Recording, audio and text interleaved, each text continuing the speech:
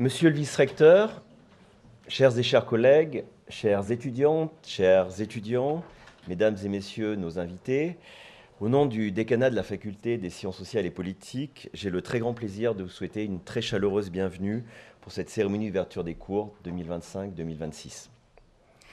Je tiens à saluer tout particulièrement les lauréates et les lauréats des prix de faculté, leurs parents, leurs amis, qui sont présents en très grand nombre ce soir. Chaque année, la cérémonie d'ouverture des cours offre l'opportunité de mettre en valeur les points forts de l'année écoulée, de poser aussi quelques jalons pour l'année académique à venir. Dans un deuxième temps, nous procéderons à la remise des prix de faculté, puis, dans un troisième temps, nous donnons traditionnellement la parole à une ou un collègue de notre faculté pour illustrer la richesse et la diversité des recherches qui y sont menées. Je remercie la professeure Yannick Schaufelbull de l'Institut d'études politiques, qui éclairera un des domaines de recherche de notre faculté. La faculté des sciences sociales et politiques compte aujourd'hui 3700 étudiantes et étudiants, 300 doctorantes et doctorants, 435 collaboratrices et collaborateurs, personnel administratif et technique, enseignants-chercheurs, chargés de cours. C'est aujourd'hui la deuxième faculté de notre université. Vous voyez ici notre organisation en 4 instituts.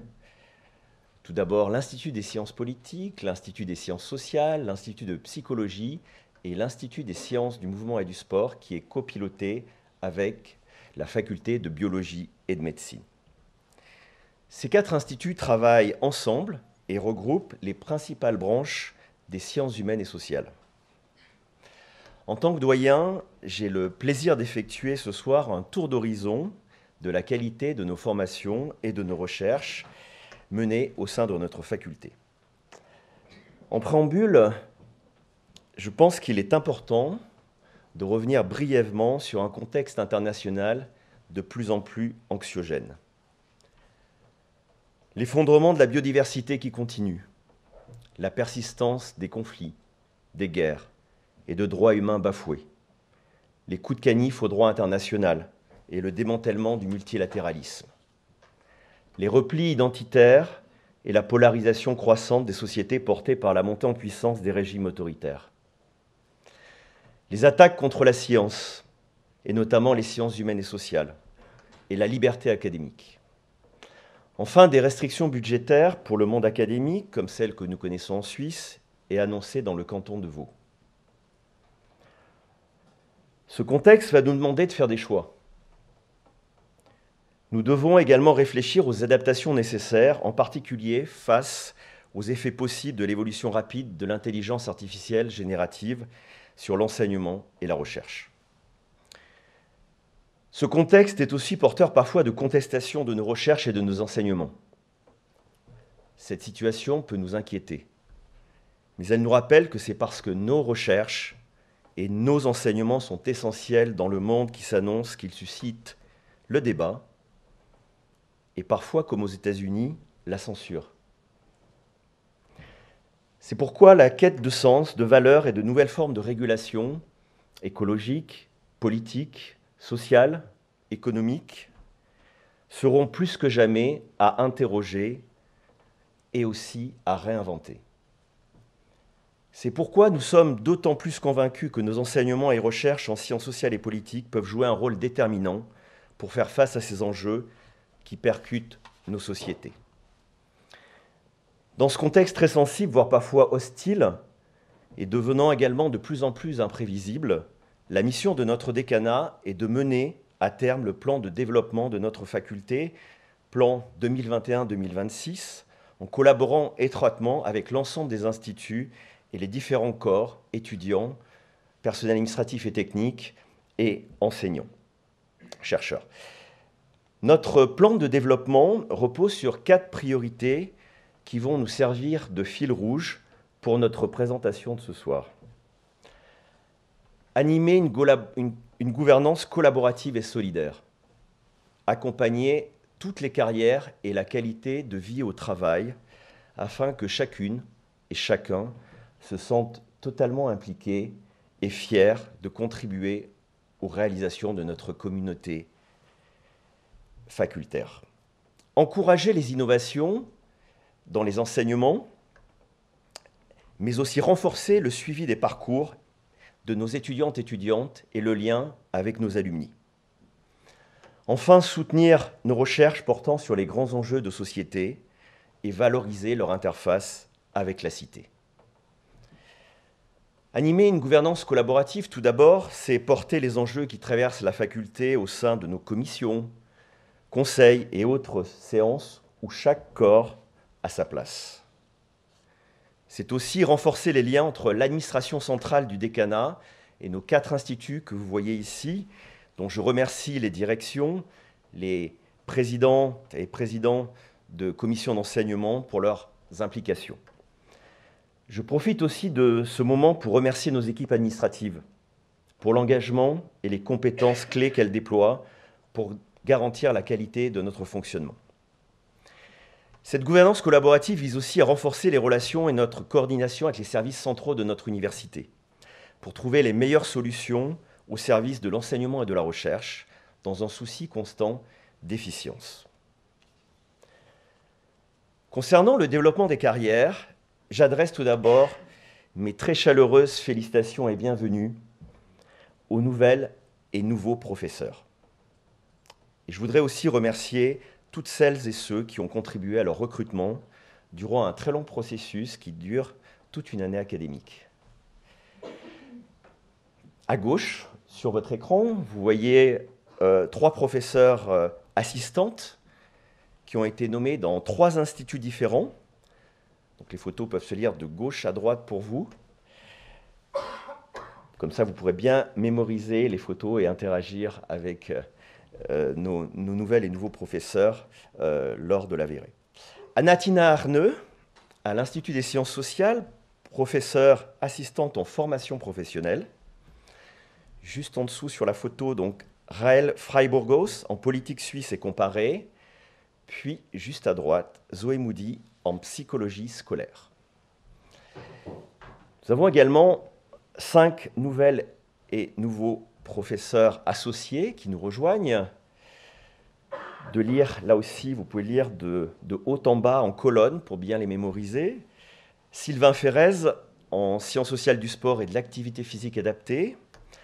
Nolwenn Buller en études sociales des sciences technologiques et sociétés. Déborah Hummel en psychologie appliquée en approche qualitative.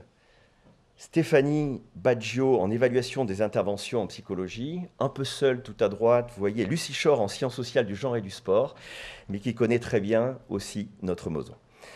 Je profite ici pour remercier le décanat précédent et notamment sa doyenne, que je vois, la professeure Niki Lefebvre, qui a géré 2 de ses commissions et lancé certains de ses recrutements aussi. Vous aurez toutes et tous noté un nouveau grand bond en avant de la féminisation de notre corps professoral, avec 7 recrutements sur les 8 postes au niveau professionnel mis au concours.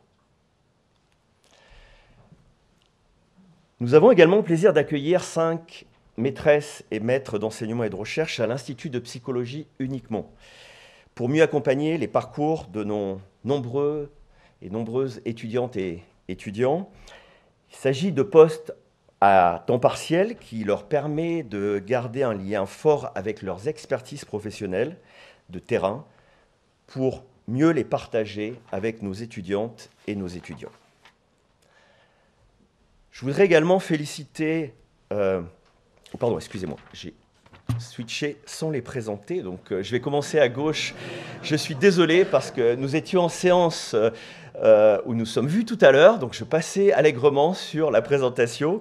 Manon Bourguignon, donc à gauche pour vous, en psychologie de l'entretien. Amélie Dens en psychologie clinique de l'enfant et de l'adolescent. Marcelo Dos Santos en méthode qualitative en psychologie. Ulrike Riemele en neurobiologie. Manuel Tetamanti en psychologie systémique. Voilà.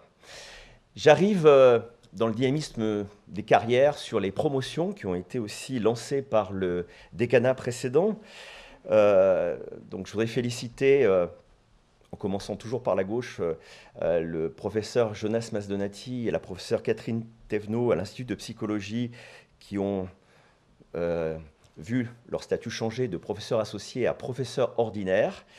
nos deux collègues, Fabrice Brodard et Jean-Marie Le Goff, qui sont maîtres d'enseignement et de recherche, qui ont obtenu le titre de professeur titulaire. Et puis enfin, tout à droite sur l'écran, nous avons le plaisir d'accueillir Marco Motta à l'Institut des sciences sociales, qui est professeur assistant boursier FNS et qui travaille sur le lien entre immigration et détention. Le dynamisme des carrières passe aussi par le soutien à nos jeunes chercheuses et chercheurs et à la relève et à leur mobilité.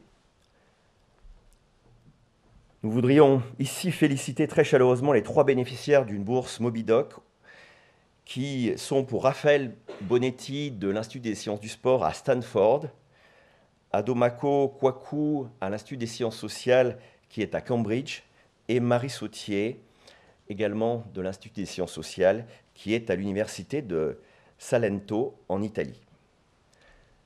L'obtention de ces bourses témoigne de la capacité de ces jeunes chercheuses et chercheurs en cours de doctorat à développer leur réseau international et à découvrir de nouvelles cultures scientifiques, une clé pour leur réussite.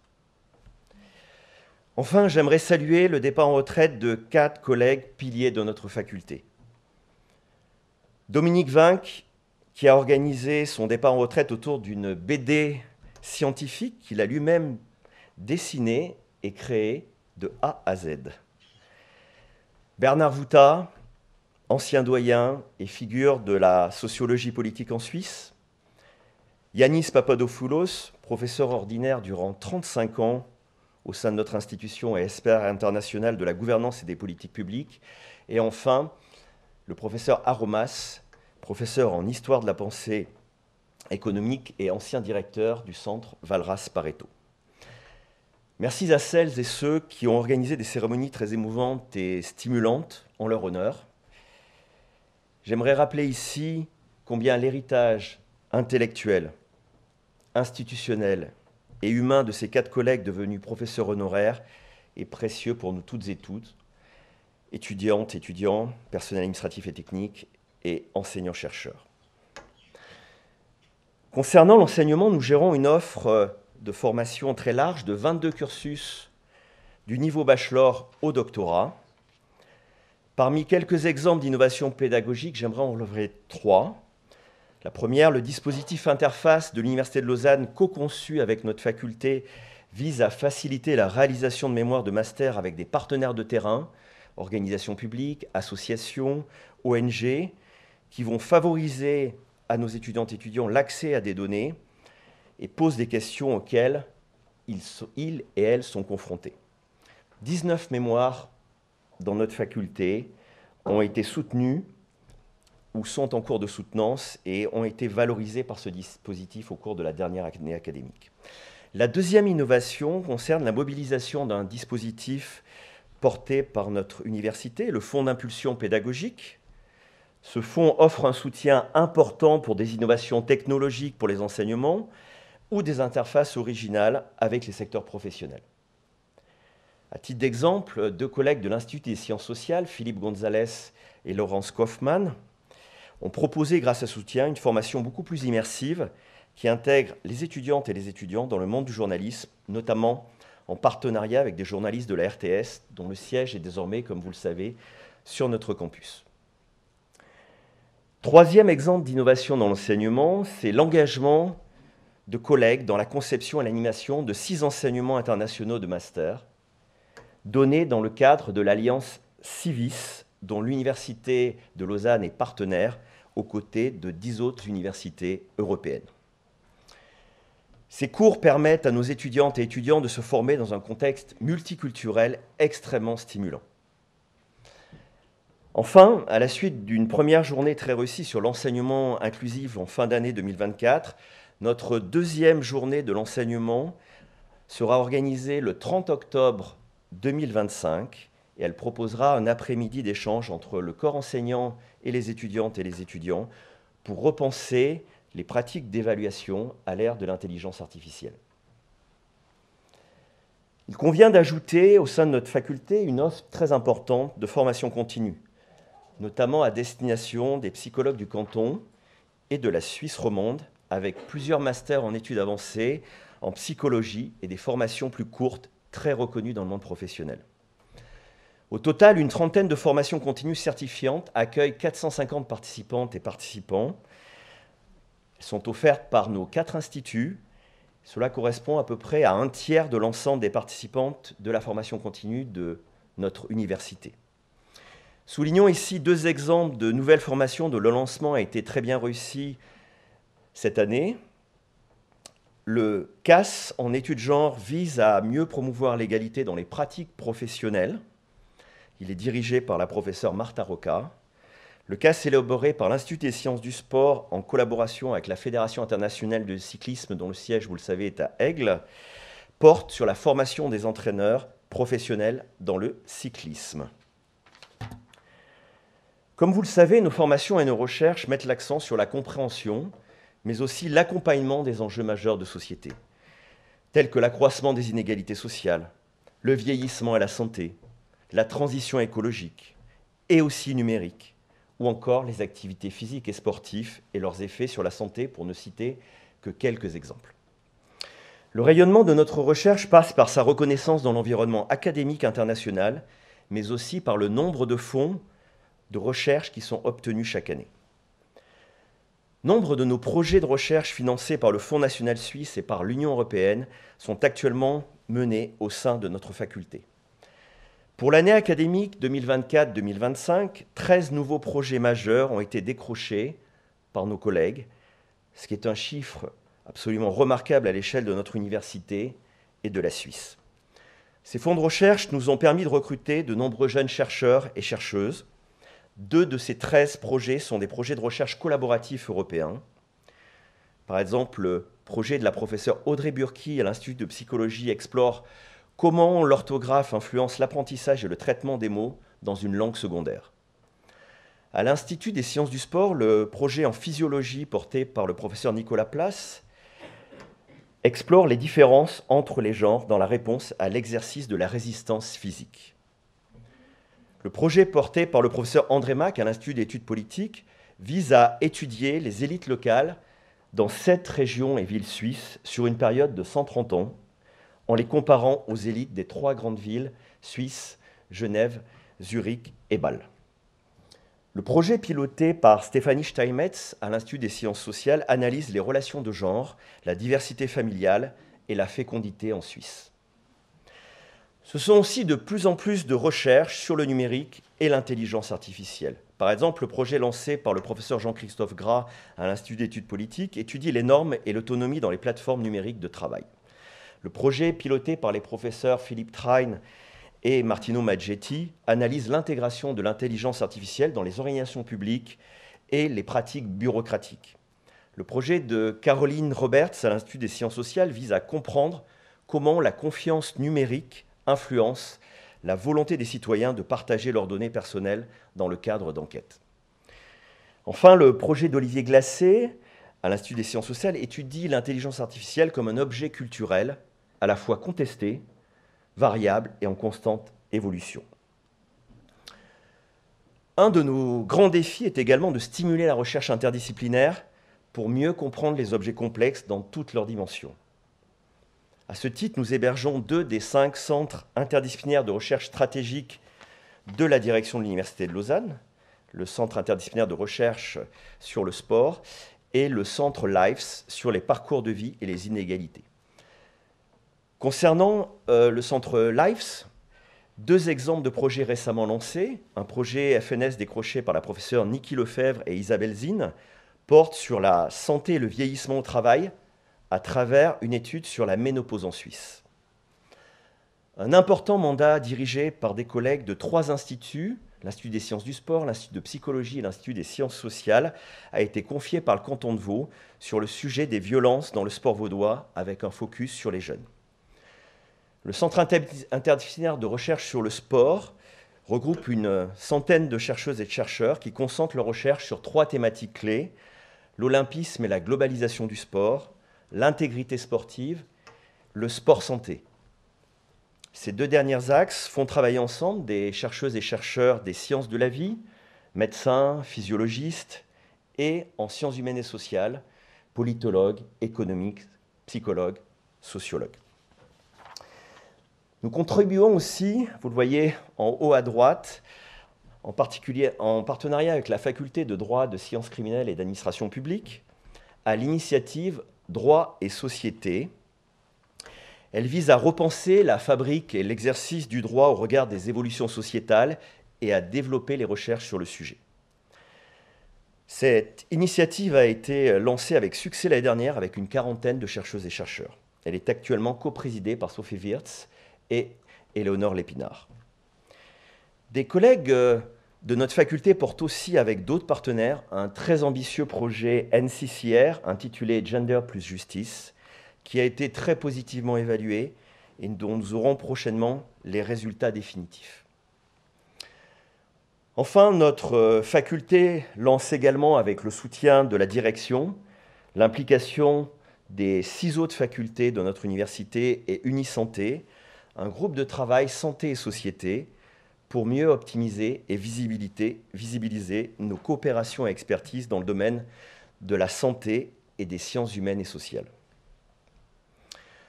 Enfin, la recherche partenariale et la médiation scientifique sont aussi très présentes au cœur des enjeux de notre faculté. 2 fonds Agora du FNS ont été obtenus. Ce dispositif Agora vise à promouvoir le dialogue entre les scientifiques et la société. Le projet de la professeure Céline Mavreau à l'Institut des sciences sociales favorise la discussion autour des pollutions environnementales. Celui de la professeure Danielle Ayop vise à sensibiliser le grand public à la vie et aux caractéristiques des centenaires suisses à travers des expositions et des conférences itinérantes en Suisse. En parallèle, il convient de souligner les très nombreuses interventions, plusieurs centaines chaque année, qui permettent à nos expertises de se diffuser plus largement et sous de nouvelles formes, notamment des capsules vidéo via les réseaux sociaux. La recherche partenariale, ce sont aussi des dizaines de mandats confiés à nos chercheuses et chercheurs par des organisations publiques, des associations ou encore des entreprises. Parmi ceux-ci, Gaël Kostelec à l'Institut des sciences sociales et Nicolas Margas à l'ISUL, Institut des sciences du sport, dirigent pour le canton de Vaud une étude portant sur la réforme de la maturité en 4 ans. Professeur Joël Bilieux propose une étude pilote pour traiter le trouble lié aux jeux vidéo. Enfin, une équipe de sociologues et de statisticiennes de l'ISUL, de l'Institut des sciences du sport, et un collègue de l'Institut des sciences sociales réalisent une importante enquête fédérale portant sur 40 000 jeunes. Cette enquête vise à comprendre comment les pratiques sportives, la sédentarité et l'usage des réseaux sociaux influencent la santé et les inégalités sociales chez les jeunes. Pour terminer ce propos introductif, je voudrais partager avec vous l'annonce de 3 événements marquants pour l'année académique à venir. La traditionnelle cérémonie en l'honneur de nos gradués, le 20 novembre pour les bachelors, le 21 novembre pour les masters. La journée de la recherche qui aura lieu le jeudi 30 avril, dont le thème vous sera communiqué prochainement. Et puis, une manifestation et un événement un peu particulier en l'honneur de notre administratrice de faculté depuis maintenant 25 ans, Roselyne Costa. Et cet événement sera placé sous le thème de la professionnalisation administrative à l'université. Voilà, mesdames et messieurs, j'ai maintenant terminé mon panorama qui illustre la très grande richesse et le dynamisme de notre belle faculté. J'ai maintenant le plaisir de passer le relais pour la deuxième partie à notre vice-doyenne recherche, la professeure Joëlle Darwish, qui sera accompagnée de la professeure Éléonore Lépinard, vice-doyenne relève égalité, et du vice-doyen enseignement, le professeur Valentino Pomini. Voilà, je te laisse. Je te remercie.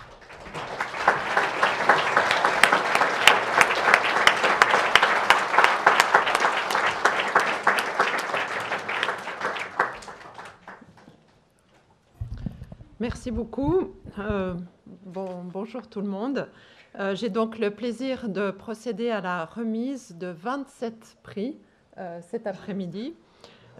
Cette année, nous allons féliciter 3 étudiantes et étudiants qui sont récompensés pour l'excellence de leur parcours académique, dont le prix des sports de l'Université de Lausanne, 12 étudiantes et étudiants récompensés pour l'excellence de leur mémoire, dont un lauréat qui recevra le prix de la Société vaudoise d'utilité publique, 12 étudiantes et étudiants récompensés pour l'excellence de leur thèse de doctorat, dont une lauréate qui recevra le prix Genre-Égalité Femmes-Hommes de la faculté. Alors, les prix seront remis par la professeure Éléonore Lépinard, vice-doyenne relève académique et égalité, et puis donc par Valentino Pomini, comme tu as dit, enseignement et affaires étudiantes. Voilà, donc vous êtes prêts? On peut y aller.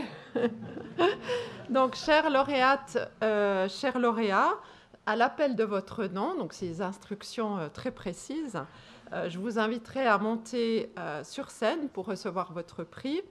Et puis, vous verrez, cher public, que la cérémonie va être ponctuée de certaines capsules vidéo qui sont réalisées avec l'ensemble des lauréats, y compris avec celles et ceux qui n'ont pas pu venir nous rejoindre cet après-midi. Alors, je vais d'ailleurs commencer directement avec une capsule vidéo.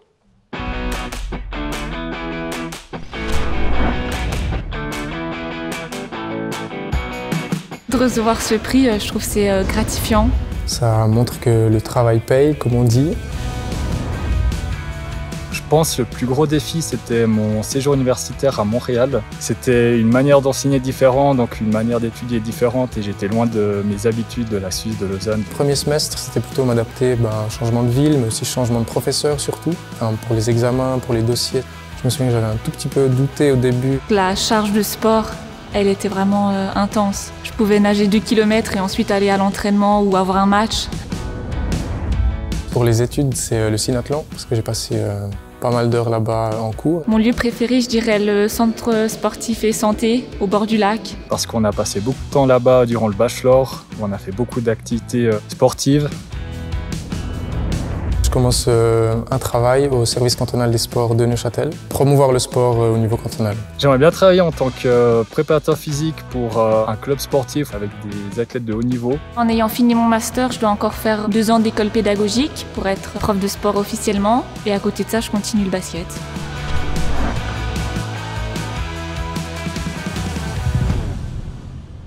Voilà, donc on va les voir en chair et en os. Donc on va commencer par les prix facultaires pour l'excellence de leur parcours en sciences du sport. Et donc j'appelle sur scène Maëlle Masseret.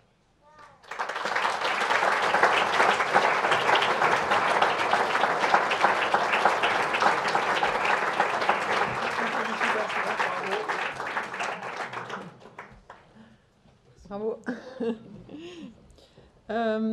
J'appelle maintenant Axel Sachs qui a choisi comme orientation entraînement et performance.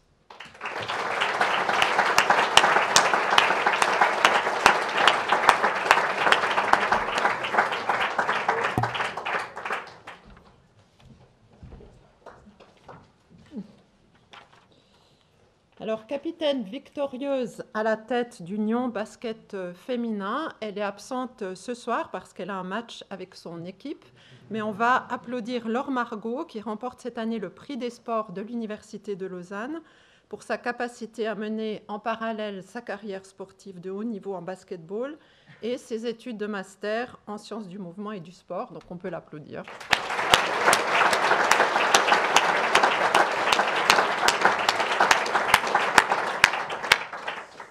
Et puis, on va continuer avec une autre capsule vidéo sur les lauréates et lauréats qui reçoivent un prix, cette fois pour l'excellence de leur travail de mémoire.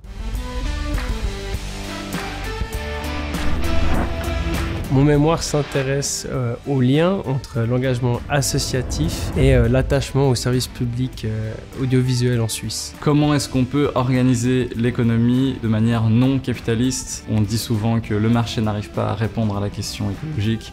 Il va nous falloir planifier. Mon mémoire s'intéressait à investiguer l'effet des variations hormonales sur les réponses à l'altitude dans des femmes, dans leur prévalence aux mal aigus de montagne. Je me suis intéressée du coup au vécu de la périménopause, du point de vue des femmes qui la vivent, mais aussi des professionnels de santé qui la prennent en charge. Mon sujet traite du bien-être des athlètes et artistes de haut niveau comparé à celui de leurs camarades de classe. C'était de voir qu'est-ce qui se passait quand des sujets faisaient du développé couché à des hautes intensités de charge ou de fatigue et d'examiner un grand nombre de muscles. J'ai ethnographié un espace de voisinage à Lausanne pendant 2 ans où j'ai rencontré des habitantes et des habitants qui expérimentaient collectivement à maintenir un lieu et à se maintenir dans le lieu, dans le quartier de Pré-la-Valency à Lausanne. Avec l'arrivée de Moutier dans le canton du Jura, le système doit être réformé. Dans mon mémoire, je vais analyser différents systèmes électoraux et notamment leurs impacts sur la représentation des partis,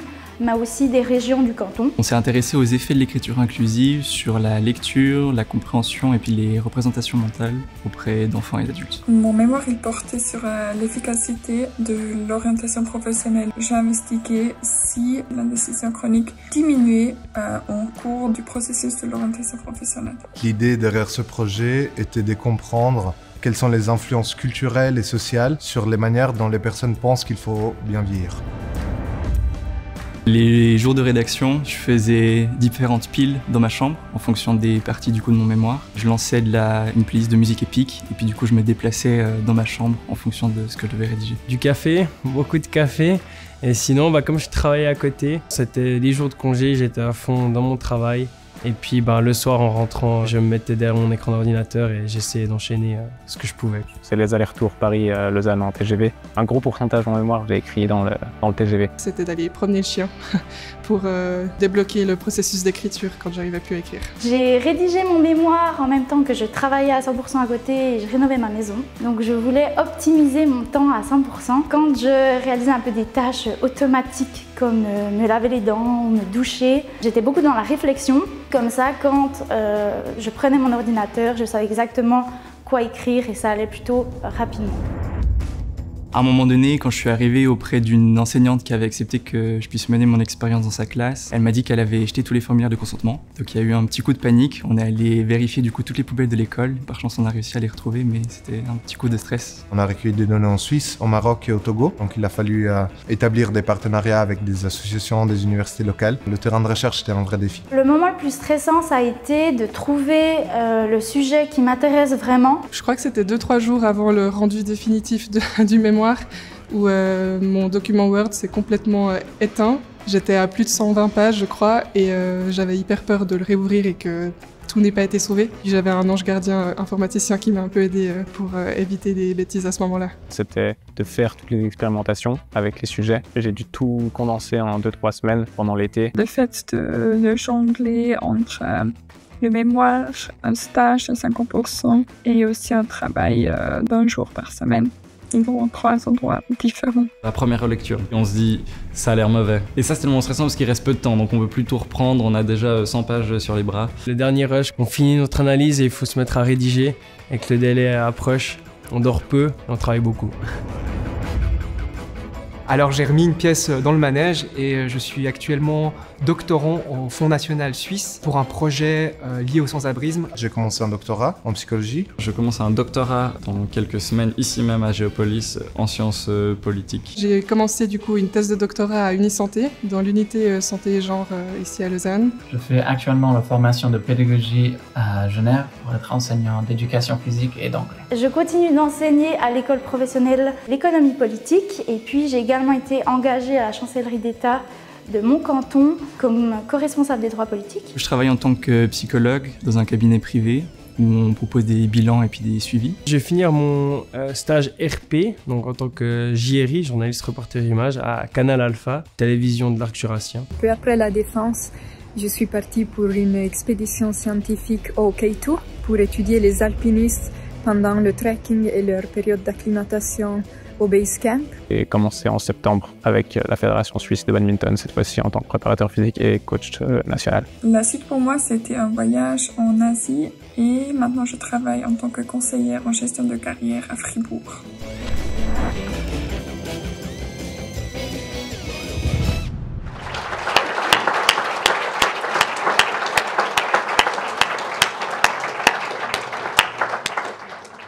J'ai envie de dire sont primés pour leur parcours du combattant Et pour l'excellence de leur mémoire, tout d'abord en sciences sociales, donc je vais appeler Stéphane Hubert, qui est récompensé pour son mémoire sur l'expérimentation collective d'un espace urbain occupé, en l'occurrence donc la Valencienne à Lausanne.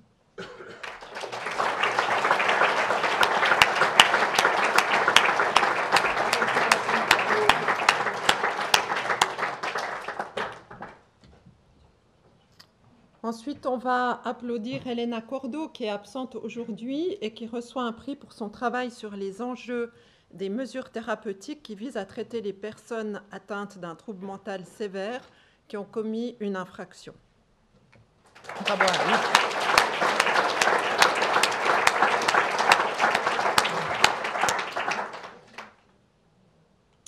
J'appelle maintenant Flavie Saucy, qui est récompensée pour son travail sur l'exploration du vécu expérientiel de la périménopause.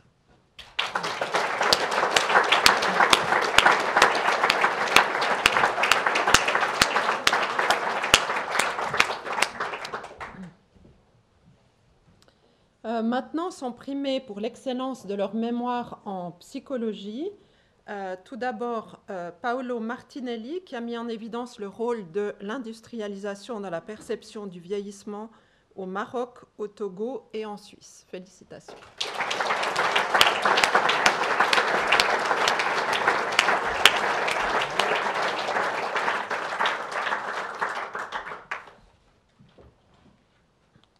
On félicite aussi Julia Stadler, qui est absente aujourd'hui, pour son travail sur l'efficacité du conseil individuel en orientation professionnelle dans la réduction de la détresse psychologique et de l'indécision de carrière.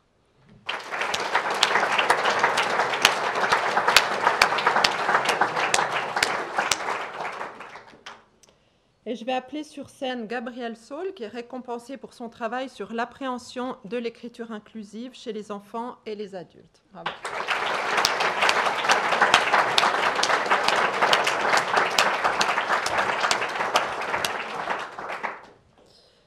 Alors maintenant, en sciences du sport, on va féliciter Regan Agré, qui a analysé l'effet d'une carrière athlétique, le voilà, ou artistique sur le bien-être chez les jeunes.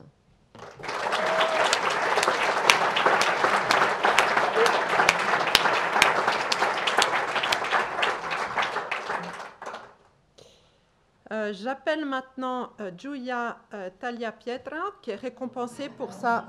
Non. Ah bon, pardon. J'appelle donc, je recommence, Jérémy Poix, qui reçoit un prix pour son analyse des effets de la charge et de la fatigue sur l'activité électromyographique des muscles principaux et accessoires au développé couché.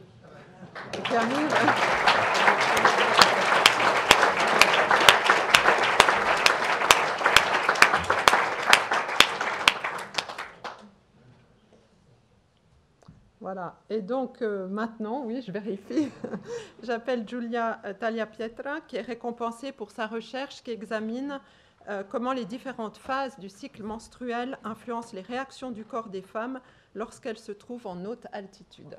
Bravo.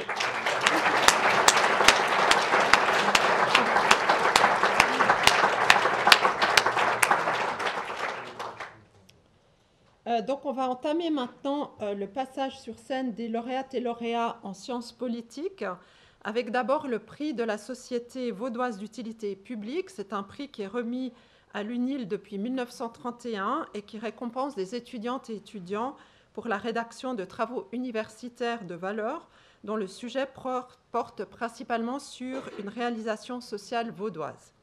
Donc, afin de remettre ce prix au lauréat 2025, donc suspense sur qui est ce lauréat, j'ai le plaisir d'inviter Madame Céline Longchamp, présidente de la Société vaudoise d'utilité publique, à nous rejoindre sur scène. Merci beaucoup.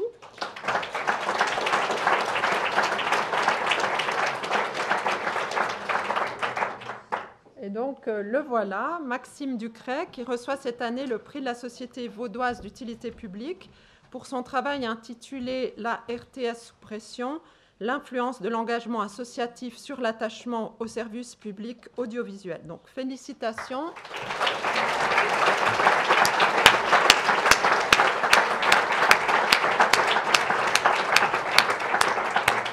Et nos remerciements aussi à Madame Longchamp et à la Société vaudoise d'utilité publique pour ce partenariat qui encourage la réflexion continue sur l'amélioration du dispositif social dans le canton. Merci beaucoup. On va continuer maintenant avec Laura Freund, qui est récompensée pour son analyse des conséquences de l'entrée de Moutier dans le canton du Jura sur le système électoral.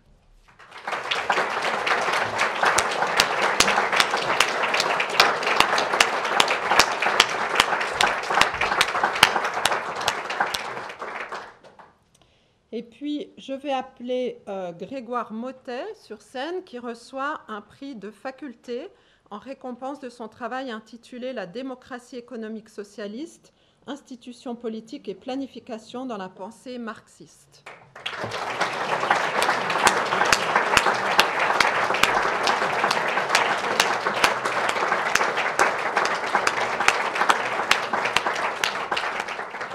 Donc voilà, encore toutes mes félicitations à toutes et à tous. On va passer maintenant à la remise des prix pour l'excellence des thèses de doctorat et on va découvrir avec une capsule les lauréates et lauréats en images.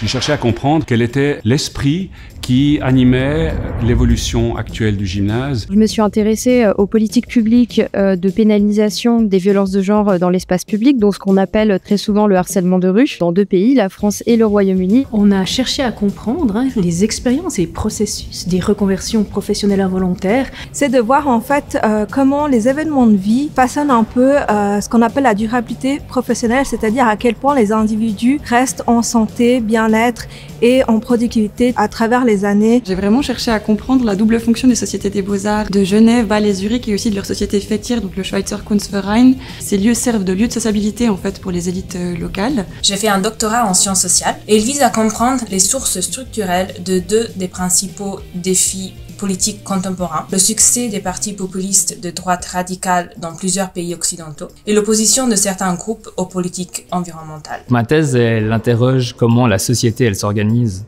autour du fait de changer nos normes, nos comportements en faveur de l'écologie. Et en fait, elle s'intéresse surtout à comment les gens résistent au changement. J'ai réalisé une ethnographie du monde translocal de la danse contemporaine palestinienne. J'ai suivi les artistes dans leurs pratiques, aussi bien de formation que de performance, que de programmation. I studied these respectful ways in which politicians often talk to one another. And in particular, I was interested in the way we, as voters, perceive this communication. Je me suis concentré surtout sur les émeutes de 2005. J'ai fait une longue recherche ethnographique sur le terrain. Je me suis installé dans 2 banlieues à nord-est de Paris. Je me suis intéressée à la manière dont la numérisation et la plateformisation du travail transforment l'action humanitaire et redéfinissent les moyens de subsistance pour les réfugiés. Je me suis concentré sur l'utilisation des smartphones dans les interactions sociales. Dans ma thèse, je me suis concentré principalement sur les couples,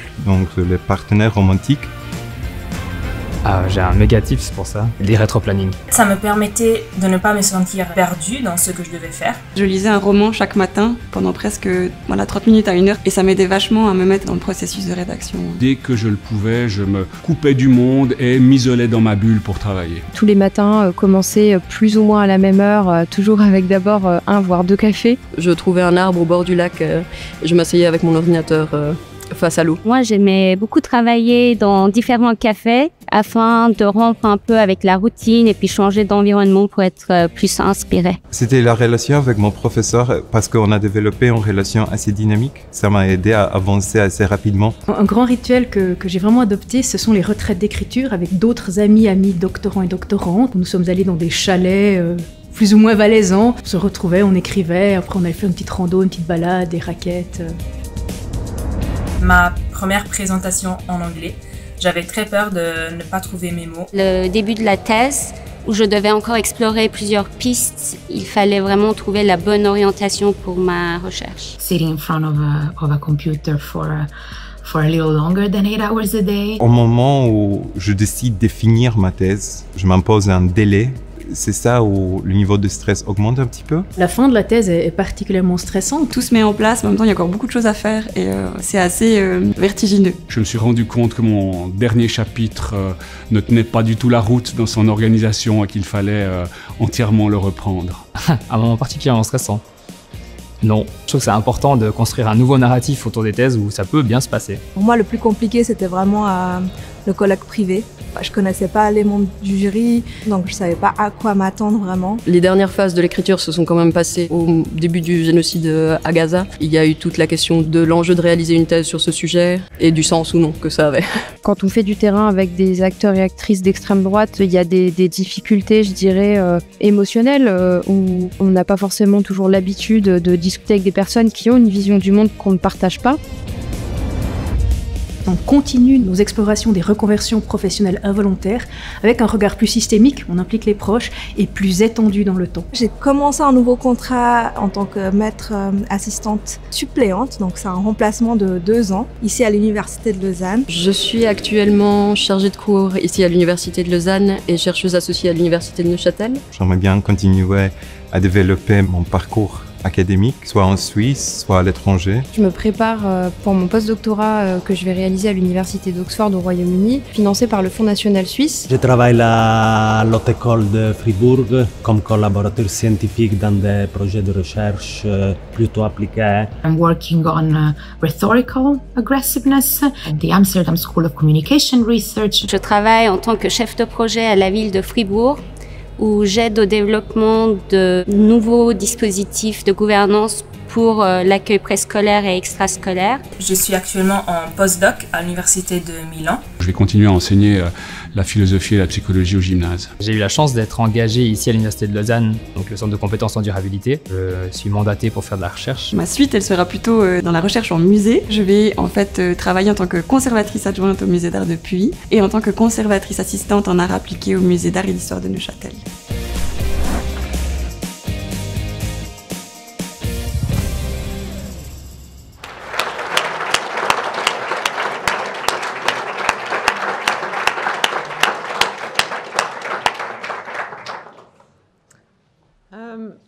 Donc maintenant, je vais demander à ma collègue Éléonore Lépinard de bien vouloir se lever pour remettre le prix Genre, Égalité, Femmes-Hommes à Charlène Calderaro, qui s'est intéressée à la manière dont certaines revendications féministes, comme la lutte contre le harcèlement de rue, peuvent être récupérées par l'extrême droite en France et en Grande-Bretagne.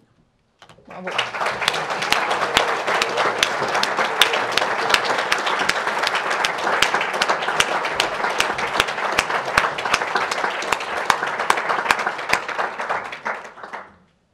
J'appelle à présent Vincent Fornereau sur scène, qui est récompensé pour son travail intitulé « Les pathologies de l'école dans la modernité avancée, enquête sur la maturité gymnasiale ».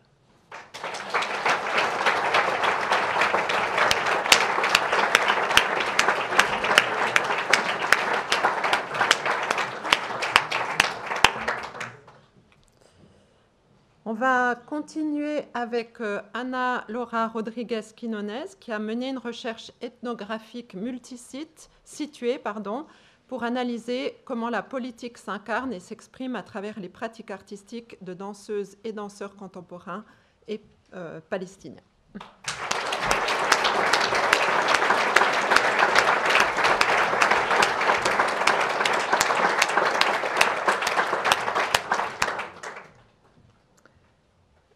La dernière lauréate en sciences sociales est absente, mais on va applaudir Nathalie Vignat pour son travail sur l'importance de la stratification spatiale et sociale dans la formation des attitudes politiques des citoyennes et citoyens en Europe.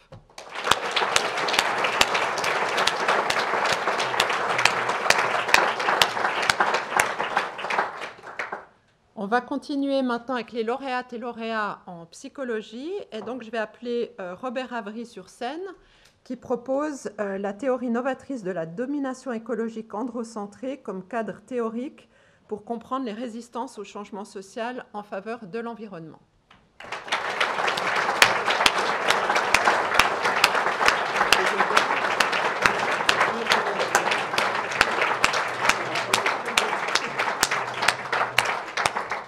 Valentino a beaucoup de choses à dire. On va continuer. J'invite à présent sur scène Caroline Brasier, qui est récompensée pour son analyse des processus de reconversion professionnelle involontaire, un phénomène encore peu étudié malgré son impact sur les trajectoires de vie.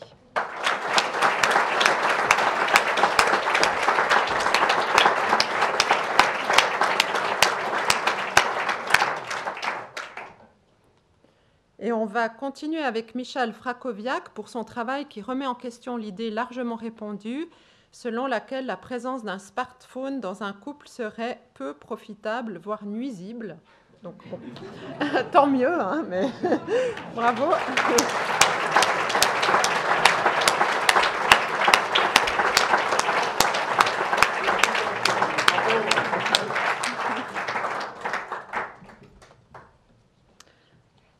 J'appelle maintenant Shagini Udayar. Son travail examine le rôle des événements de vie, des ressources psychologiques et des caractéristiques sociodémographiques dans les carrières durables. Bravo.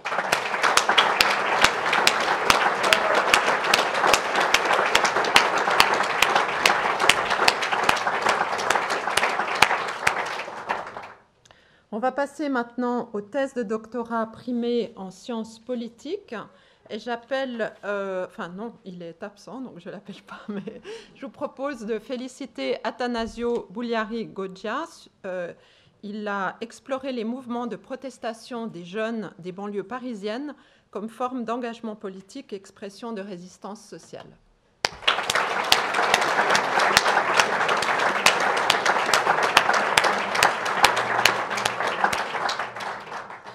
J'invite maintenant Kanzu Özmert à nous rejoindre. Elle explore l'essor des plateformes numériques qui offrent aux réfugiés des opportunités de travail à distance et interroge les enjeux, promesses et limites de ces nouvelles formes d'insertion économique.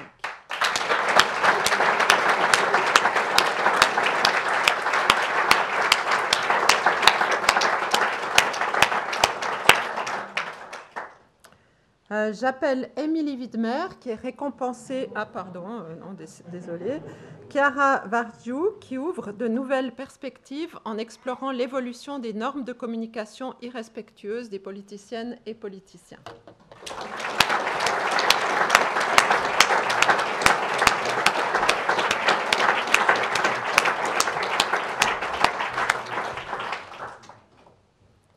Et j'appelle maintenant Émilie Widmer, qui est récompensée pour son travail d'analyse du rôle des sociétés des beaux-arts de Genève, Bâle et Zurich sur les politiques artistiques entre 1887 et 1945.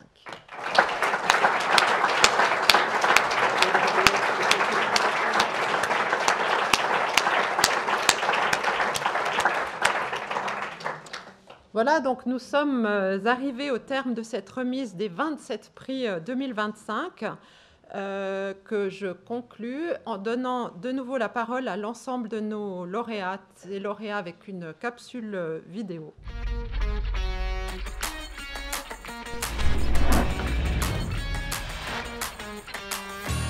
L'un des très beaux souvenirs, si ce n'est le plus beau, ça a été la soutenance. All my family and friends, they all came to hear me talk for a little longer than 2 hours. La défense de mémoire, c'était un gros truc. Je suis entré en tant qu'étudiant, puis je suis sorti en tant que psychologue, donc c'était assez fou. Le goût en fait de la recherche de manière générale, je crois. C'est vraiment ici que j'ai pu un peu découvrir tout ça. Le plus important pour moi, c'est vraiment les rencontres que j'ai pu faire. Cette idée de synergie et de travail en commun. Le climat de partage et d'amitié au 5e étage de Géopolis. Les moments de discussion avec les collègues. Humainement, je pense qu'il y a eu des moments où j'ai tiré des leçons très fortes de ces échanges. Quand on organise des événements, des conférences et puis qu'on se retrouve entre tous les collègues. Un colloque qui s'appelle Historical Materialism, qui est un grand colloque international des pensées marxistes. C'était quand j'ai réalisé mon séjour de recherche à l'université d'Oxford. Je dirais les pratiques sportives évidemment. Les camps de ski au Diableret. Je me suis retrouvée la seule fille avec que des garçons que j'appréhendais tellement et au final ça s'est tellement bien passé. Et 2 mois passés à haute altitude avec vue sur le Mont Blanc, ça c'était vraiment quelque chose d'exceptionnel, extraordinaire. Un des cours de bachelor, l'examen c'est faire une chorégraphie en groupe et ce groupe de 5 on est resté très proches et très potes jusqu'à aujourd'hui. Les longues pauses de midi surtout à Géopolis parce que j'adorais les menus là-bas. J'ai eu la chance et l'honneur d'organiser ce qu'on appelait les apéritifs quinzomadaires. Ça me fait pas mal rire justement d'être interviewé ici parce que je pense que la plupart des apéros ont lieu là-haut. Les brisolets que mes amis valaisans organisaient à Lausanne. La localisation du campus, ça aérait un peu l'esprit, ce qui change beaucoup des campus qui sont situés en centre-ville. Le jour où je rends le mémoire, c'était le stress. Le soir, on boit un deux verres avec des copains, je me lève au milieu de la nuit, chute de pression, je titube. Et pouf, je me rappellerai toute ma vie le jour où j'ai rendu mon mémoire, bah, ça m'a fait une cicatrice à l'arcade. Bibliothèque de la banane ou de Géopolis. Grand débat en effet, je suis passé de l'un à l'autre. Clairement celle de la banane. Banane. La nourriture à Géopolis est moins chère et meilleure. 100% Géopolis. Plus studieux. Géopolis, j'adore, pour ses couleurs et sa luminosité. Plutôt Géopolis, on fait plus de rencontres. Le plus souvent ni l'une ni l'autre. Il y a du bruit dans les deux, donc pas fan. Je suis quelqu'un qui révise énormément chez moi. Je préfère réviser chez moi, sur mon canapé. J'aimais bien travailler sur le toit de mon immeuble, par exemple. Je pars à la bibliothèque. Beaucoup trop calme pour moi pour écrire. Moi je suis plutôt cafétéria. Méthode quantitative ou qualitative? Clairement qualitatif, je pense, vu que j'ai étudié énormément de sources. Très clairement méthode qualitative. Pour vraiment essayer de comprendre les motivations des acteurs et actrices politiques, essayer de comprendre leur stratégie. Qualitative, 100%. J'ai fait les deux et j'aimerais bien aller vers les mixed methods.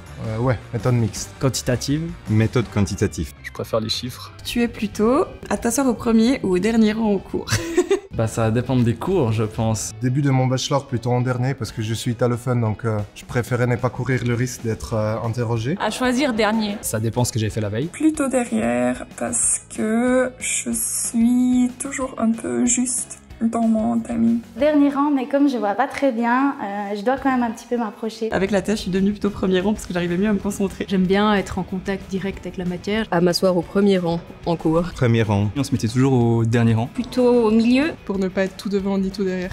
Puis à chaque nouveau semestre, notre défi c'était de s'approcher de plus en plus du devant de l'auditoire. Ni devant ni derrière, mais avec les potes. 3 heures ou 8 heures de sommeil avant un examen. Clairement team 8 heures. Totalement 8 heures. Plutôt 8 heures. Si j'arrive à m'endormir. Quand il n'y a pas d'insomnie. 8 heures. I'm definitely a sleeper. Ah non, mais moi je dors comme une taupe. 8 heures de sommeil. Je me discipline pour être prêt à temps. C'est pas à 2h du matin que je vais exceller, du coup je préfère dormir. Alors 8 heures, c'est sûr que non, ça j'y arrive pas. 5 heures. J'essaye d'avoir 8 heures, mais généralement à cause du stress, c'est... Plutôt 3 heures. 3 heures de sommeil avant un examen.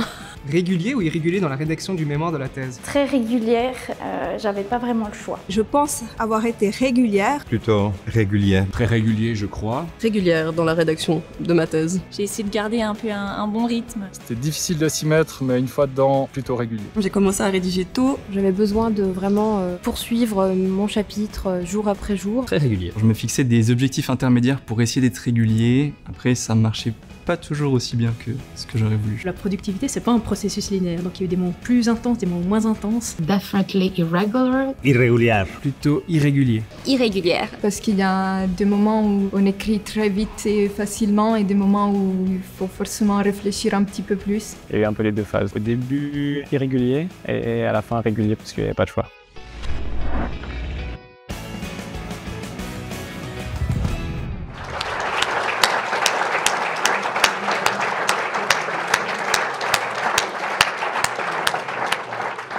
Donc merci encore aux lauréates et lauréats d'être venus aujourd'hui, d'avoir participé aux séquences vidéo, à leurs amis, à leurs familles. Merci à vous toutes et à vous tous de votre attention et je vais repasser maintenant la parole à notre doyen qui va introduire la conférencière Yannick Schoffenbühl. Merci.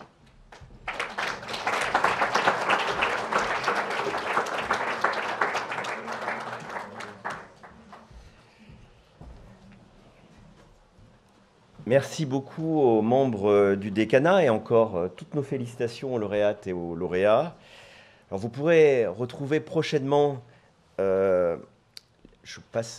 pourrez retrouver prochainement toutes ces capsules vidéo et notre cérémonie sur le site de notre faculté.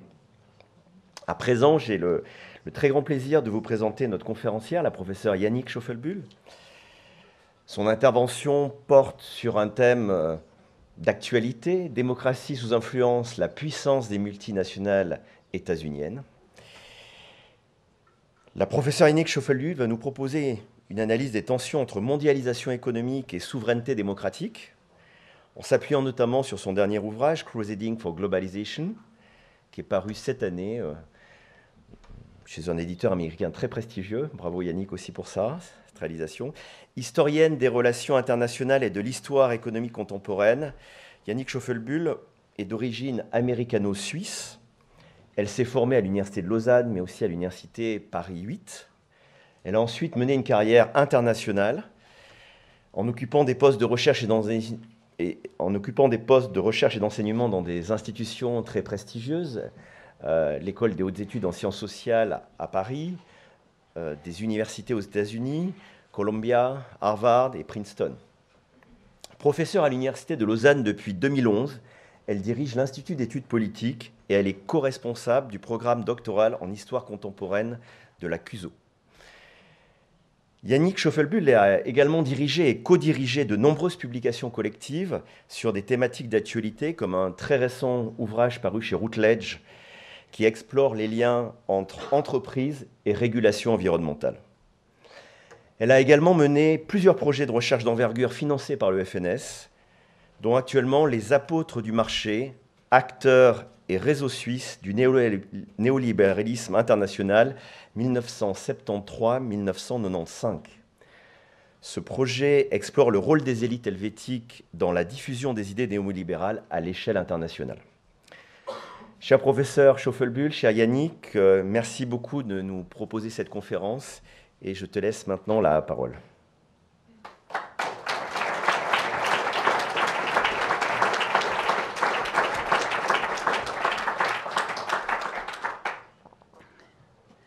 Monsieur le vice-recteur, monsieur le doyen, chers collègues, chers étudiants et étudiantes, mesdames et messieurs. C'est un grand plaisir pour moi de présenter aujourd'hui cette leçon d'ouverture des cours. Au tournant du millénaire, on se trouve à l'apogée d'une puissante vague de mondialisation des échanges des marchandises et des capitaux. Celle-ci est alors généralement décrite comme une force désincarnée, sans aucune dimension politique, sociale ou démocratique. Ainsi, deux politiciens de tout premier plan qui étaient au cœur de ce processus présentent la mondialisation comme un phénomène naturel. Le président des États-Unis, Bill Clinton, déclare « La mondialisation est l'équivalent économique d'une force de la nature comme le vent ou l'eau. » Le ministre britannique, Tony Blair, renchérit « J'entends dire qu'il faut s'arrêter et débattre de la mondialisation. Autant débattre pour savoir si l'automne doit suivre l'été. »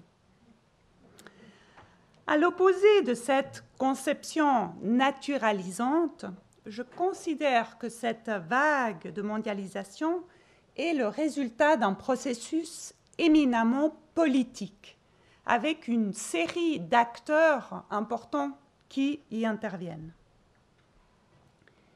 J'analyse ce processus historique dans un livre qui vient de paraître.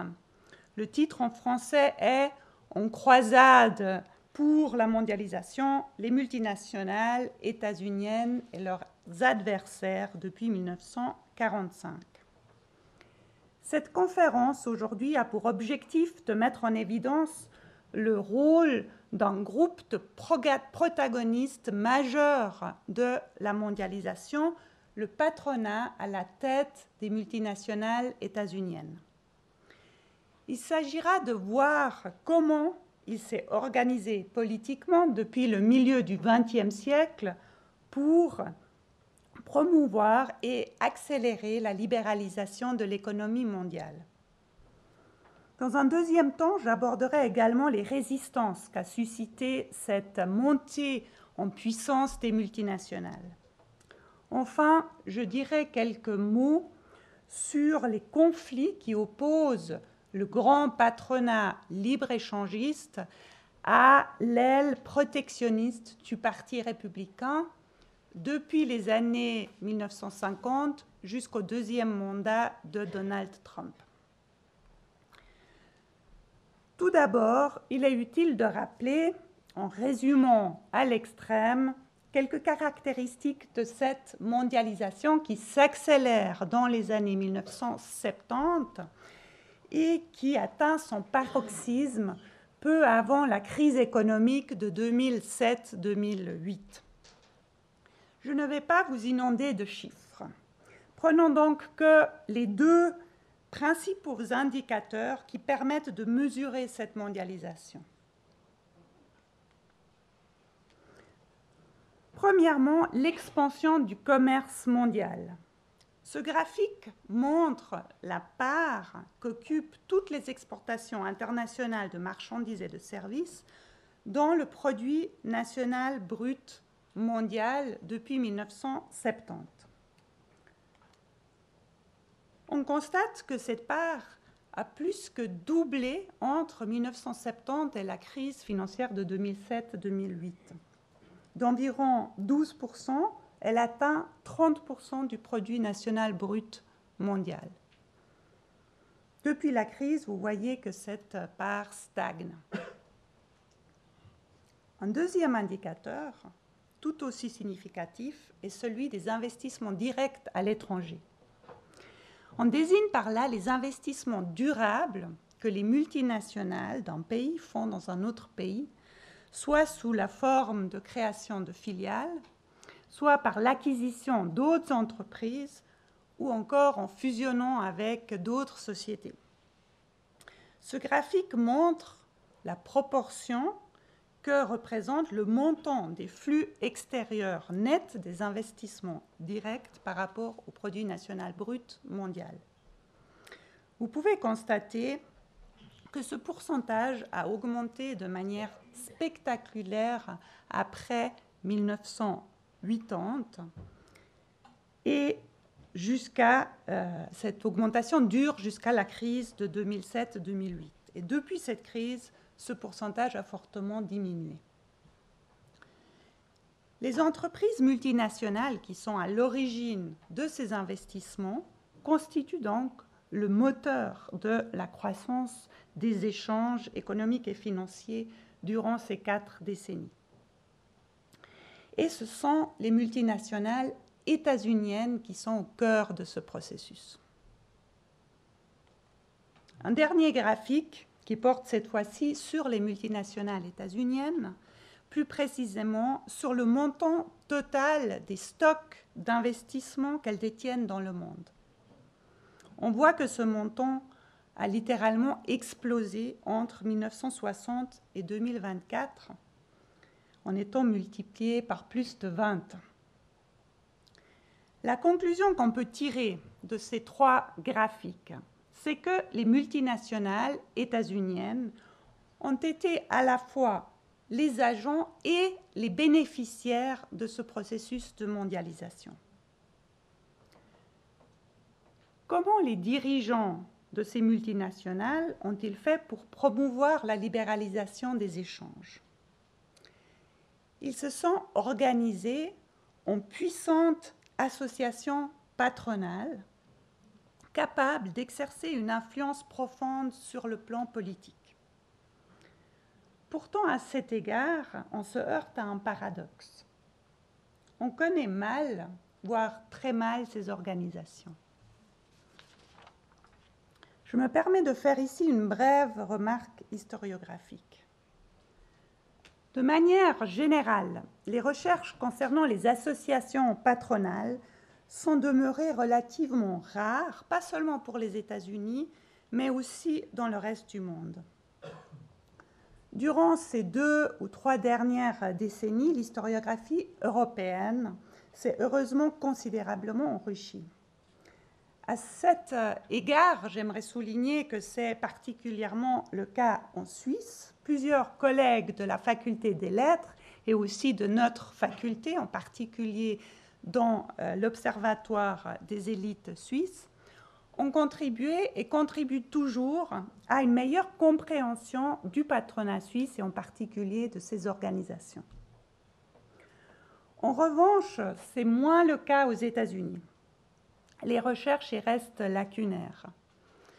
C'est pour cette raison et aussi parce que les associations patronales états-uniennes ont une influence très grande au niveau international, que je m'y intéresse depuis quelques années. Plus particulièrement, j'ai analysé l'histoire de la principale organisation patronale qui représente les multinationales états-uniennes, le US Council for International Business, ou US Council, comme on l'appelle généralement. C'est la seule association patronale exclusivement en charge de défendre les intérêts internationaux des grandes multinationales états-uniennes. Ceci à l'égard du gouvernement états-unien, mais c'est également cette organisation qui permet au grand patronat états-unien de participer à la formulation des orientations politiques à l'international. Tout d'abord, le US Council constitue la section états-unienne de la Chambre de commerce internationale à Paris, qui est la principale association patronale transnationale. Mais le US Council représente également l'ensemble du patronat états-unien dans les organisations internationales, l'ONU, l'OCDE et l'Organisation internationale du travail. On comprend donc l'intérêt que représente cette organisation pour mieux comprendre l'influence politique des multinationales états-uniennes. Les débuts de cette organisation remontent à 1945. Quelles sont ses origines? Pourquoi un groupe d'une vingtaine de très grands patrons décide alors de créer une nouvelle association patronale? Leur motivation apparaît très clairement dans les procès-verbaux des premières réunions du US Council que j'ai trouvées dans les archives. Il s'agit pour ces grands patrons d'abattre les nombreux obstacles qui se dressent alors à la libre circulation internationale des biens et des capitaux. Il est intéressant de voir qu'ils considèrent qu'ils ont une véritable mission au sens presque religieux du terme. C'est aussi pour cette raison que j'ai utilisé le terme de croisade dans le titre de mon ouvrage. Cette mission est de faire baisser les droits de douane partout dans le monde, éliminer tous les contrôles des capitaux, dans ce sens reconstruire l'Europe occidentale grâce au plan Marshall et ouvrir les marchés internationaux aux exportations et aux investissements de leurs entreprises. L'un des hommes qui participe à ces discussions en 1945 est Jack Heinz II. C'est le PDG de l'entreprise qui fabrique le fameux ketchup. Heinz résume cette mission qui leur incombe. Il dit « Ce sont les entreprises américaines qui doivent porter le flambeau du libre-échange multilatéral et international. »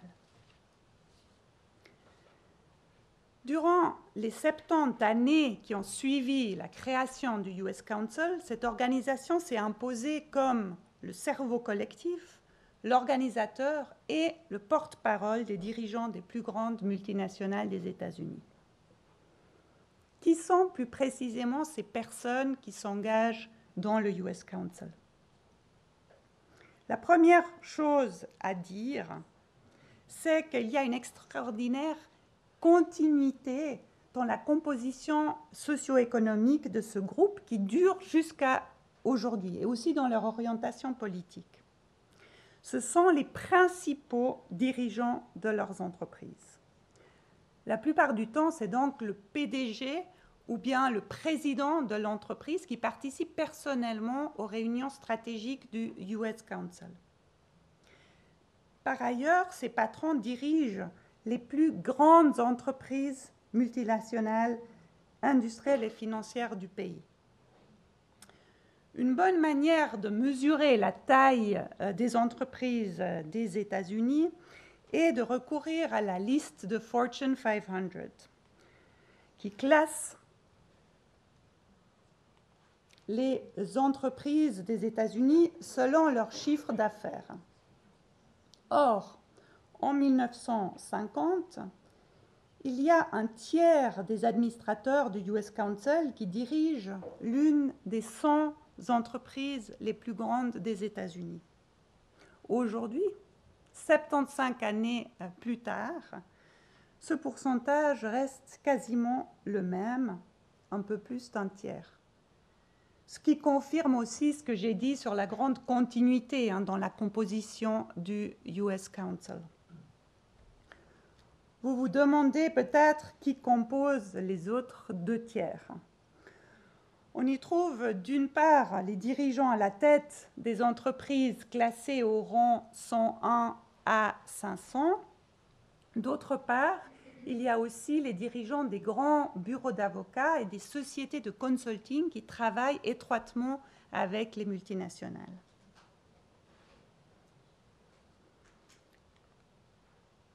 Les patrons du US Council partagent la même orientation politique. Ils sont radicalement en faveur du libre-échange, même si cela implique d'ouvrir le marché états-unien aux importations concurrentes. Cette orientation reflète les intérêts économiques de leurs entreprises multinationales, puisque celles-ci vont profiter directement d'une ouverture des marchés mondiaux en raison de leur taille et de leur implantation à l'international, sur le marché mondial. Elles peuvent donc mieux résister à la concurrence que des entreprises plus petites ou moins internationalisées. Toutefois, le seul bénéfice escompté pour les entreprises, pour leurs entreprises, ne suffit pas à expliquer l'engagement de ces patrons. Il y a une dimension idéologique à celui-ci, très marquée par l'entre-deux-guerres et par la Deuxième Guerre mondiale.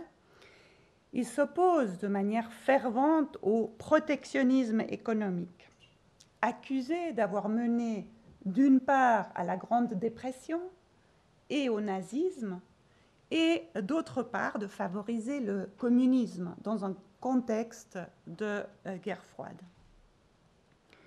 Ces patrons partagent d'autres caractéristiques sur lesquelles je ne peux malheureusement pas m'attarder.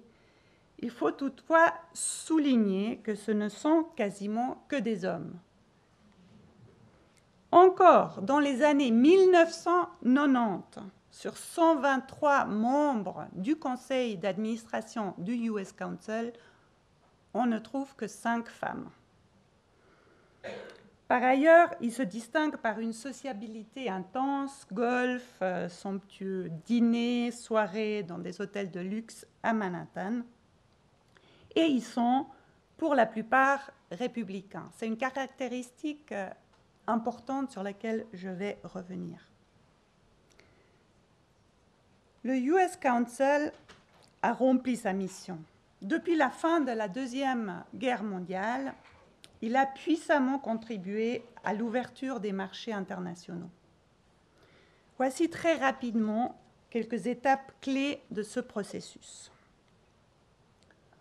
En 1947-48, il participe à la création d'un nouveau cadre institutionnel multilatéral du commerce. Il s'agit premièrement du plan Marshall et deuxièmement du GATT, l'accord général sur les tarifs douaniers et le commerce. Le GATT sera en effet le principal instrument pour stimuler le libre-échange durant les 5 premières décennies de l'après-guerre. C'est dans le cadre du GATT qu'une baisse historique des droits de douane sur les marchandises a lieu en 1967, 35% en moyenne. Le US Council joue aussi un rôle moteur pour élargir massivement les domaines d'intervention du GATT pour y inclure d'autres barrières aux échanges que les seuls droits de douane. En 1995, il contribue à ce que l'Organisation mondiale du commerce soit créée, qui succède au GATT. L'OMC constitue alors une puissante agence de mondialisation en poussant au démantèlement des différentes barrières protégeant les marchés nationaux. Cette année-là, pour fêter son 50e anniversaire, le US Council peut ainsi fêter une très grande victoire dans cette marche vers la mondialisation. Les leviers par lesquels intervient le US Council sont d'abord son affiliation aux différentes organisations internationales, je l'ai mentionné, un soutien financier et politique à des candidats libre-échangistes dans les élections aux États-Unis, les instruments classiques du lobbying au Congrès états-unien, mais également au Parlement européen, et par une participation au gouvernement. Chaque gouvernement états-unien, depuis celui de Harry Truman, a inclus des patrons du US Council. Parmi de nombreux exemples, je vais vous en donner deux. Le banquier Averell Harriman, membre du US Council, et secrétaire du commerce entre 1946 et 1949. Malcolm Baldrige, grand industriel, également membre du US Council et secrétaire du commerce entre 1981 et 1987. J'aborde maintenant le point suivant de mon exposé. Comme vous le savez, la mondialisation et la montée en puissance des multinationales a entraîné plusieurs vagues de résistance. Dans les années 1970, émerge un premier mouvement antimondialiste. Il est porté par la critique du pouvoir croissant des entreprises multinationales, encouragé par différentes publications qui pointent du doigt la perte de souveraineté des États-nations et l'affaiblissement de la démocratie qu'elle entraîne. Aux États-Unis, les grands syndicats abandonnent alors leur soutien historique au libre-échangisme. Ils tentent de faire adopter des lois qui sauvegardent les places de travail aux États-Unis par différentes mesures protectionnistes. Par ailleurs, dans les grandes organisations internationales, à l'ONU et à l'OIT, une alliance entre pays du Sud global et pays du bloc de l'Est essaye de faire adopter des codes de conduite contraignants pour les multinationales, notamment dans le domaine de la protection de l'environnement et des droits humains. Une deuxième vague critique de la mondialisation apparaît au milieu des années 1990. Elle prend pour cible l'OMC et acquiert une grande ampleur après les manifestations à Seattle en 1999. Cette opposition est animée par différentes ONG et divers mouvements sociaux. En font partie, par exemple, la campagne pour l'annulation de la dette, Jubilé 2000, Attaque pour une taxation des transactions financières internationales ou encore le mouvement des sans-terre au Brésil. Le US Council se mobilise pour combattre ces vagues de résistance à la mondialisation. Pour éviter des règles contraignantes sur les actions et les activités des multinationales à l'ONU et à l'OIT, il parvient à imposer le principe de l'autorégulation. Différentes chartes de bonnes pratiques sont créées avec le soutien du US Council. Et ce qu'il faut dire, c'est que leur application effective est laissée au bon vouloir des multinationales. Aucun système de sanctions n'est en effet prévu en cas de non-respect des règles établies. Le US Council réussit également à faire dévier la critique contre les multinationales et l'OMC vers une rhétorique largement inoffensive, celle de la responsabilité sociale des entreprises.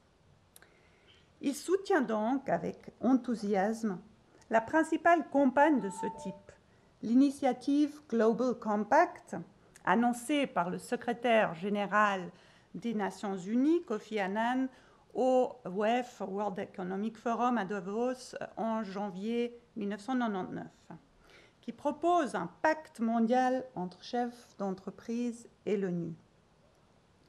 Le US Council multiplie depuis lors des initiatives de relations publiques, comme des forums annuels sur les droits humains, parrainés par Coca-Cola, entreprise par ailleurs très liée au US Council. Dans ma troisième et dernière partie, je vais aborder le conflit qui oppose le US Council à l'aile protectionniste du Parti républicain depuis les années 1950. Même s'il s'agit d'un conflit beaucoup moins important que celui avec les mouvements sociaux et les syndicats, ce conflit est intéressant vu son grande actualité. À maintes reprises, le US Council s'est en effet opposé au courant protectionniste du Parti républicain. En 1952, par exemple, dans les élections primaires internes au Parti républicain, le US Council a résolument combattu le candidat de l'establishment du Parti républicain, Robert Taft, qui avait pris des positions protectionnistes et isolationnistes. Le candidat de choix du US Council était Dwight D. Ike Eisenhower, un républicain libre-échangiste. C'est un patron du US Council, Paul Hoffman, qui est allé convaincre un Eisenhower plutôt réticent à se porter candidat. Une fois cela acquis, les dirigeants du US Council ont organisé une campagne en dehors des canaux habituels du Parti républicain, étant donné que la grande majorité des dirigeants du Parti républicain ne soutenaient pas Eisenhower. Ils ont personnellement dirigé et financé une bataille électorale de terrain en créant des Ike Clubs un peu partout dans le pays, en distribuant des millions de pins ou en produisant des films d'animation. Avec plein succès, puisque Eisenhower finit à la Maison-Blanche pour 8 ans. En 1964, les dirigeants du US Council, pourtant à majorité républicain, je l'ai dit, sont allés jusqu'à soutenir le candidat présidentiel du Parti démocrate, Lyndon B. Johnson, contre le protectionniste Barry Goldwater. À partir des années 1990, un nouveau courant se développe au sein du Parti républicain qui reprend les idées du protectionnisme économique, mais qui y ajoute, et c'est une combinaison nouvelle, une critique conservatrice de la mondialisation et des institutions multilatérales. C'est par exemple le cas du milliardaire Ross Perot et du très influent politicien Pat Buchanan, qui s'attaque notamment à l'accord de libre-échange qui est établi entre les États-Unis, le Mexique et le Canada en 1994. Le slogan utilisé par Buchanan, « Make America First Again », montre bien le rôle précurseur qu'il a joué par rapport au trumpisme. Après la crise financière de 2007-2008, émerge le Tea Party Movement, et dans sa continuité directe, en 2016-17, le mouvement en soutien à Donald Trump, généralement appelé MAGA pour Make America Great Again. Or, ces deux mouvements radicalisent le discours qui accuse la mondialisation d'être responsable du déclin des États-Unis, de la perte d'emplois industriels et de toutes sortes d'autres maux. Toutefois, et c'est important, ils se gardent de mettre en cause le rôle des multinationales. Ce sont les démocrates qui sont tenus pour responsables, Barack Obama, Hillary Clinton, ainsi que les immigrés, les organisations multilatérales comme l'OMC et plus généralement les élites corrompues. Cette rhétorique antimondialiste portée par la base du Parti républicain a sans doute puissamment contribué à faire élire Trump à 2 reprises. Comment les très grands patrons du US Council se positionnent-ils par rapport à Donald Trump? Comme dans le passé, lorsqu'il s'agissait de Taft ou de Goldwater, ils ne l'ont soutenu ni dans sa première ni dans sa deuxième campagne présidentielle. Nous avons vu que les patrons des 100 plus grandes entreprises des États-Unis participent toujours pour une grande partie au US Council. Or, combien de PDG parmi les 100 plus grandes entreprises des États-Unis ont versé de l'argent à la campagne de Trump? Un seul, vous le connaissez bien sûr, Elon Musk. Sans surprise, ni Musk ni son entreprise Tesla ne sont au US Council. Trump est un protectionniste. Peut-être a-t-il même viré vers une sorte de mercantilisme proche de celui du XVIIe siècle. L'augmentation massive des droits de douane décidée par Trump, ainsi que le blocage du fonctionnement de l'OMC sont aux antipodes des postulats libre-échangistes du US Council. Dans ces conditions, faut-il conclure que le US Council a perdu toute influence?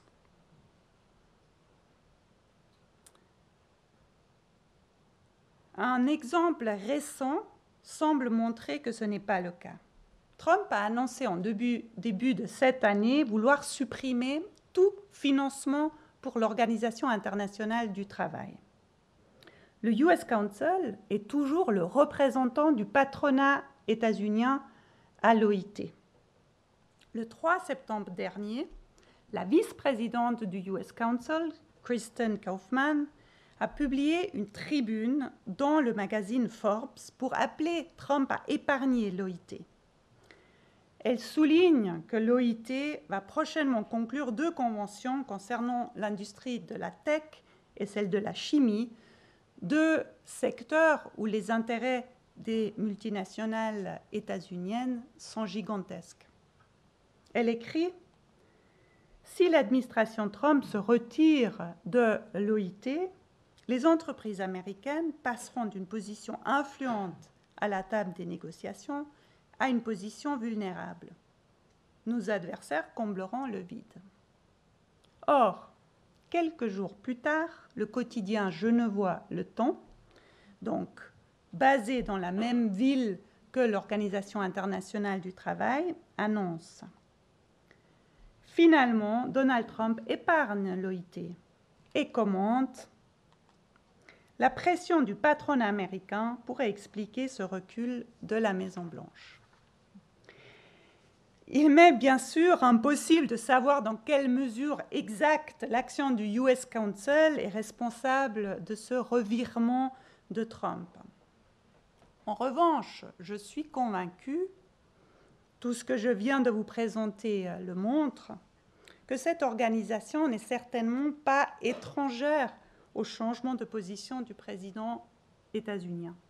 Et qu'en dehors de la tribune dans Forbes, il y a certainement eu bien d'autres efforts entrepris par le US Council pour arriver à ce résultat.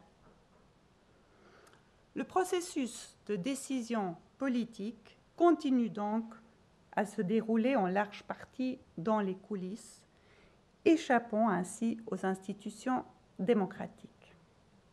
Je vous remercie de votre attention.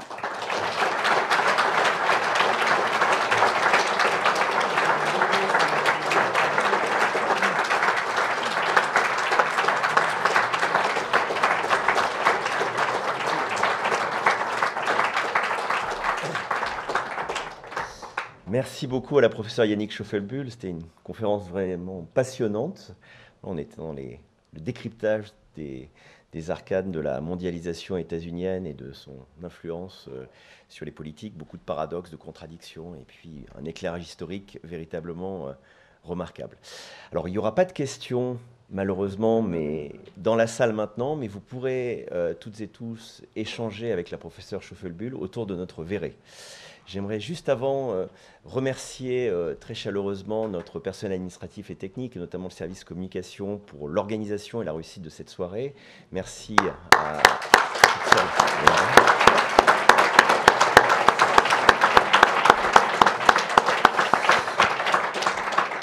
et puis vous souhaitez une très belle soirée et de magnifiques échanges autour de cette verrée. Voilà. À très bientôt.